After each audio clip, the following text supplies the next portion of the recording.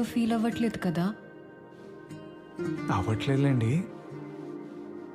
But నేర్చుకోండి. ఆడ మగ అని తేడా లేకుండా అందరు ఇలాంటి ఇంటి పనులు నేర్చుకోవాలి. డైలీ లైఫ్లో చాలా హెల్ప్ అవుతుంది. సరే అండి, నేర్చుకుంటాను. Thank you.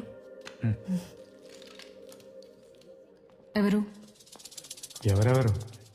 ఎవరో వచ్చారంటగా మేడ మీదకి. చాలా బాగుందంట. రాత్రి చూసాను, బాగుంది. పొద్దున్న చూస్తే ఇంకా బాగుంది. ఏంటి, పడిపోయావా? అబ్బా,